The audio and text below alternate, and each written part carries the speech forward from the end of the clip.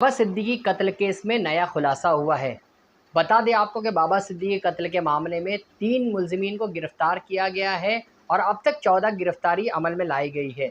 जिन 3 मुलज़िमीन को गिरफ़्तार किया गया है उनसे तफ्तीश में कई अहम खुलासे हुए हैं, जिसमें इन शूटरों ने यह बताया है कि जिस काम को जो है बाबा सिद्दीकी कत्ल की सुपारी उन्हें दी गई थी, उन्होंने कबूल करने से इनकार कर दिया। ये सुपारी जो है नितिन सप्रे और कनौजिया ने इन 3 शूटरों को दी थी, लेकिन इन लोगों ने इसलिए इस कत्ल को करने से इनकार कर दिया क्योंकि बाबा सिद्दीकी का रुतबा था, दबदबा था, वो उससे मुतासिर थे। इसलिए इन तीनों शूटरों ने ये सुपारी लेने से इनकार कर दिया।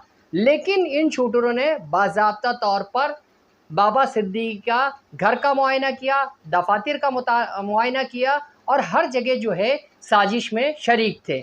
इसलिए मुंबई क्राइम ब्रांच ने इन्हें गिरफ़्तार किया। कत्ल का जो मामला है वो जुलाई से शुरू की गई साजिश। 11 जुलाई को बाज़ाब्ता तौर पर हथियार मुहैया करवाए गए और ये हथियार उदयपुर से लाए गए और ये हथियार लाने वाला हरियाणा से ताल्लुक़ रखता है। अमित हसाम ने ही हथियार फराहम किए थे और 4 हथियार पुल लाए गए थे, ऐसा बताया जाता है, जिसमें 3 हथियार को बरामद कर लिया गया है। बाबा सिद्दीकी कत्ल केस में अब तक का सबसे अहम खुलासा ये है कि बाबा सिद्दीकी के रुतबे और दबदबे की वजह से शूटरों ने बाज़ाब्ता तौर पर उनका कत्ल करने से इनकार कर दिया था। इसलिए यहाँ शूटर जो है वो गुरमील, धर्मराज सिंह और शिव कुमार को इसकी ज़िम्मेदारी दी गई, क्योंकि ये दोनों जो तीनों शूटर्स थे ये महाराष्ट्र के नहीं थे, ये बहराइच से ताल्लुक़ रखते थे और हरियाणा से ताल्लुक़ रखते थे। ऐसे सूरत हाल में पुलिस अब ये जांच कर रही है कि महाराष्ट्र में किस तरीके से शूटरों का जो एंगल है वो मिला है, जबकि इस मामले में मज़ीद गिरफ्तारियां भी अमल में लाई जा सकती है। इस मामले में मुंबई क्राइम ब्रांच ने बाबा सिद्दीकी के फर्जंद ज़ीशान सिद्दीकी का इकबालिया बयान भी दर्ज कर लिया है। ज़ीशान सिद्दीकी ने कई अहम तफसीलात भी क्राइम ब्रांच को दी है। बता दिया आपको कि यह मामला जो है इंतहाई पेचीदा ज़रूर है, लेकिन इस मामले में जो है क्राइम ब्रांच की तफ्तीश जो है मुसलसल आगे बढ़ रही है।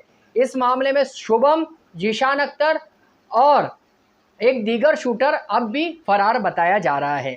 शुभम लोनकर जो कि लॉरेंस बिश्नोई गैंग से वाबस्ता था, ये भी बताया जा रहा है कि ये लोग जो है अनमोल बिश्नोई के कांटेक्ट में भी थे। अनमोल बिश्नोई जो है बैरून मुल्क में मफरूर है और वहाँ जो है सलमान खान फायरिंग केस में भी अनमोल बिश्नोई का रोल सामने आया था और उसने जो है इस फायरिंग की जिम्मेदारी ली थी। जिस तरीके से बताया कि ये मामला जो है फायरिंग का दिन ब दिन पेचीदा होता जा रहा है, लेकिन जिन 3 शूटरों को गिरफ्तार किया गया था उसमें जो है रुपेश राजेंद्र 22 साल जो पूना का रहने वाला है, करण राहुल सालवे 19 साल, शिवम अरविंद 20 साल, ये तीनों शूटर्स जो है पूना के रहने वाले हैं। इसमें रुपेश जो है मुकामी गैंगस्टर शरद मोहन के भी राब्ते में था।